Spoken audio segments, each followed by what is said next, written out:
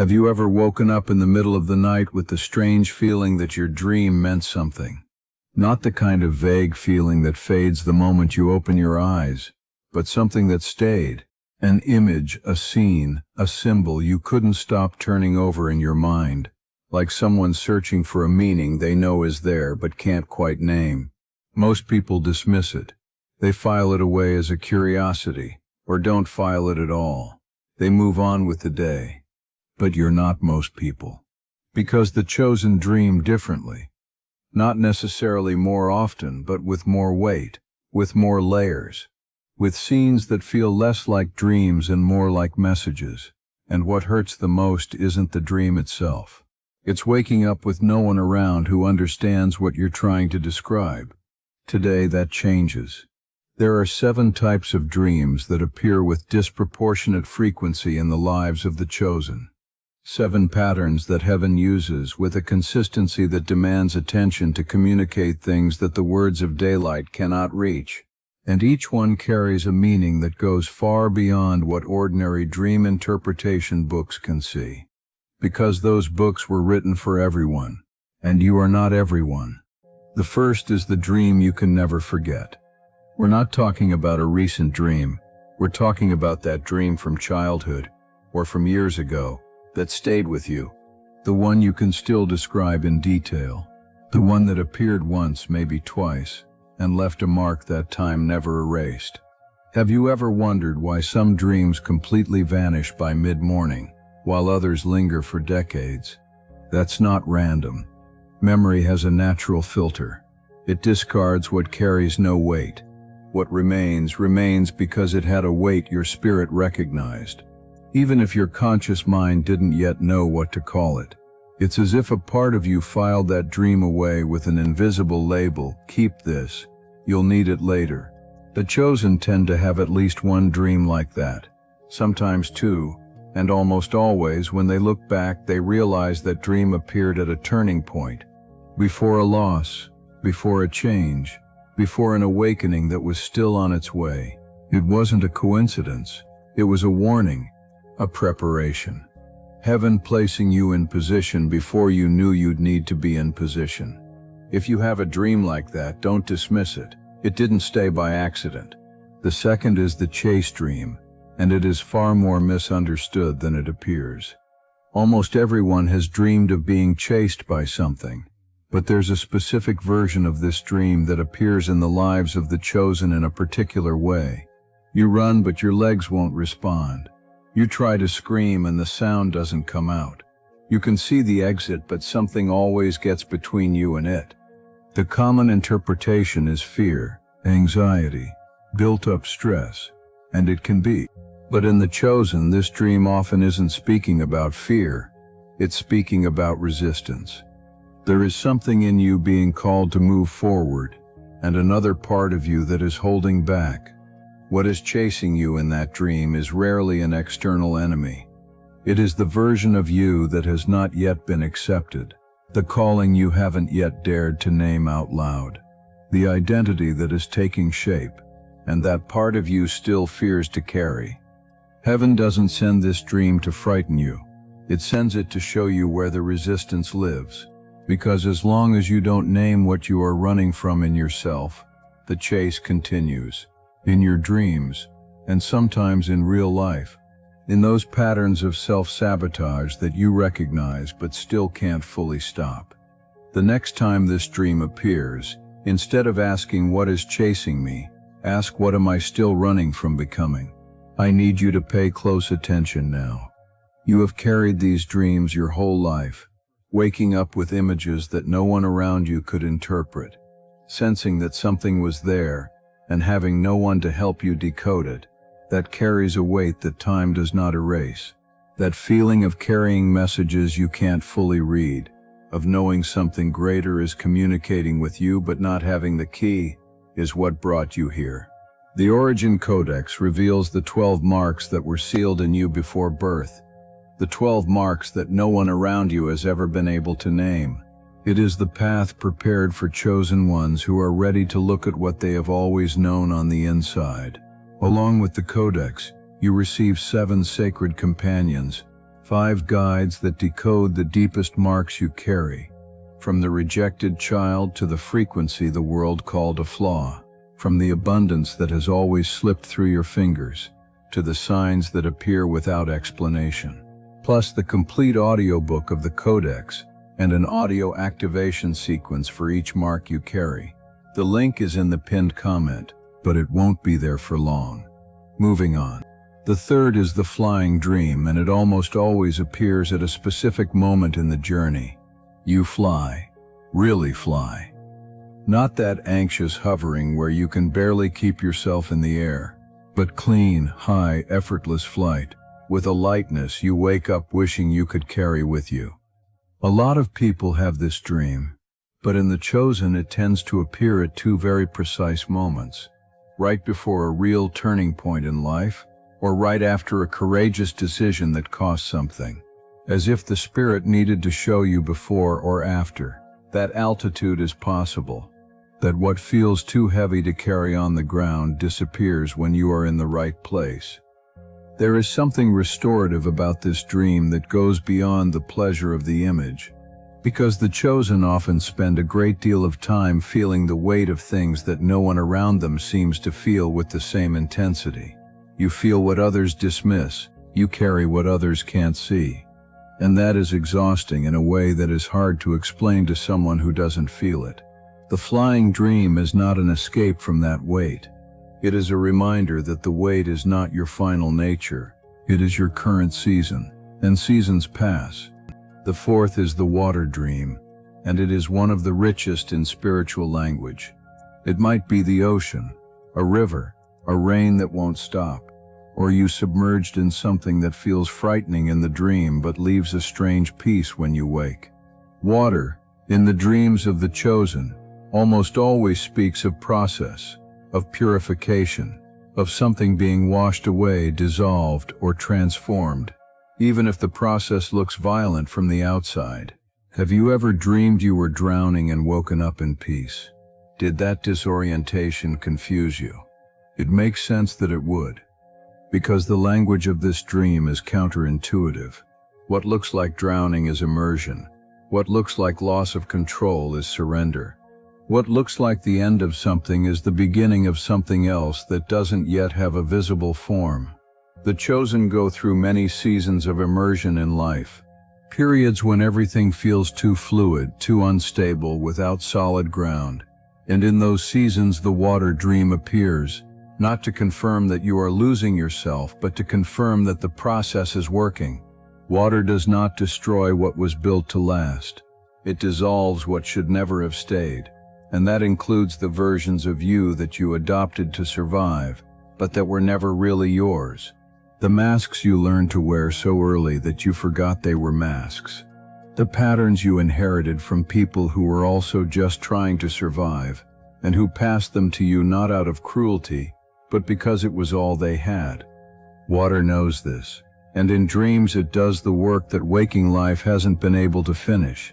The fifth is the house dream, and it is one of the most revealing about the inner state of the one who dreams it. Not necessarily the house where you grew up. Sometimes it's a house you've never seen, but that you recognize as yours in the dream. Sometimes it's your actual home, but with rooms that don't exist in waking life. Doors that open onto hallways that should be impossible. Bedrooms you didn't know were there. Have you ever dreamed of a hidden room?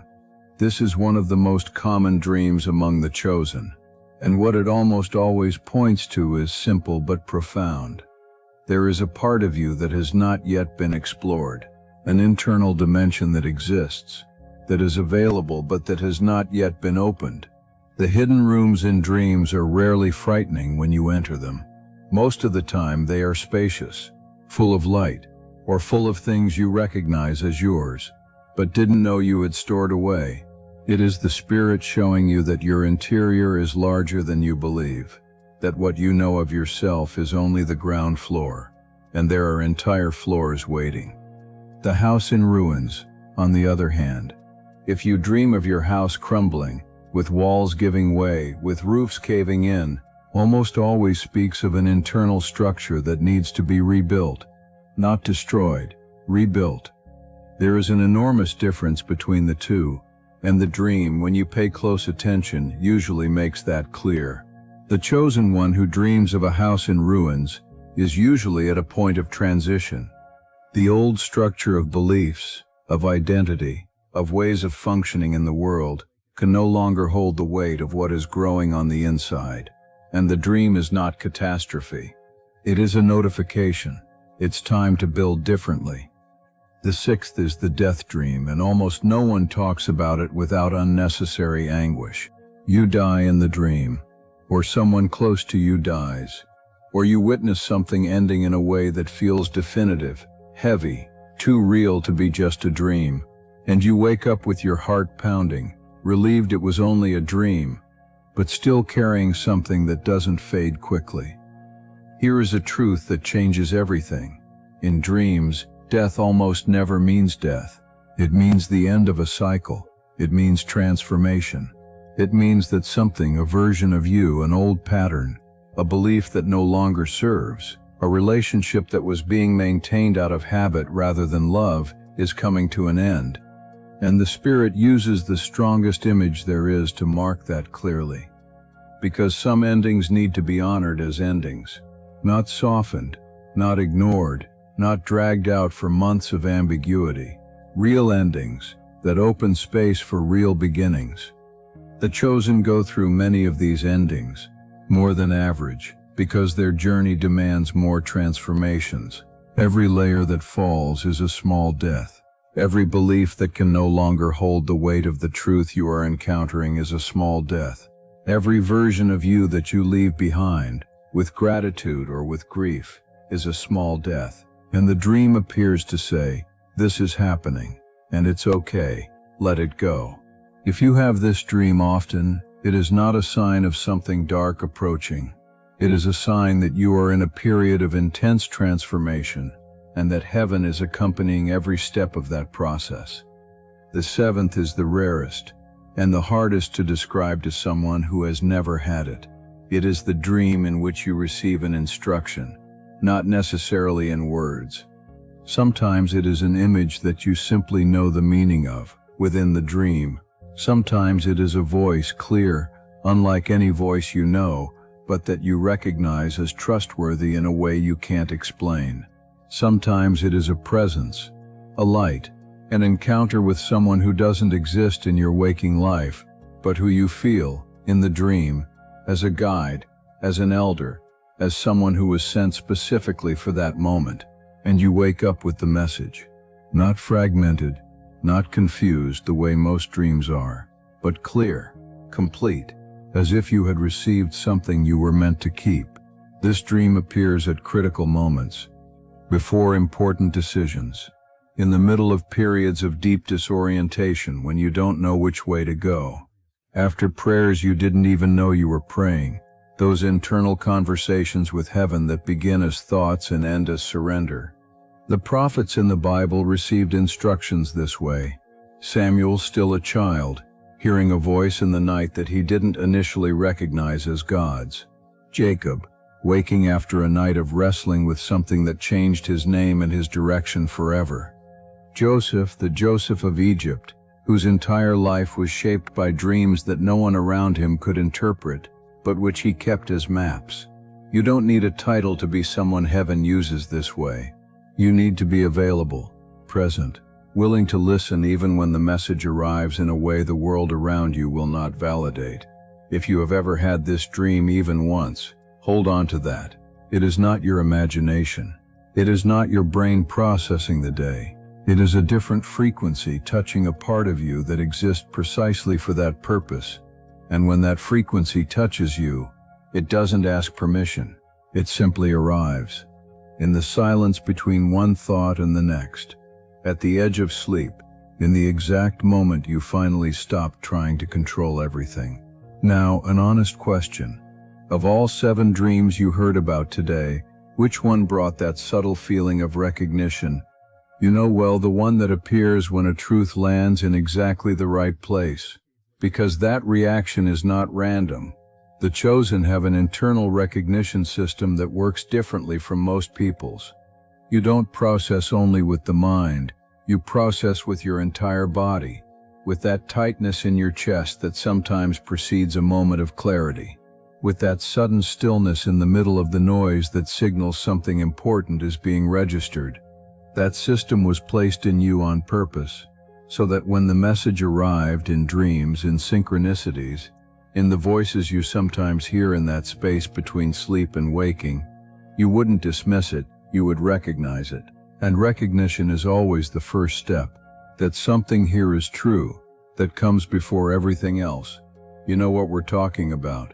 You've felt it before, probably more than once today.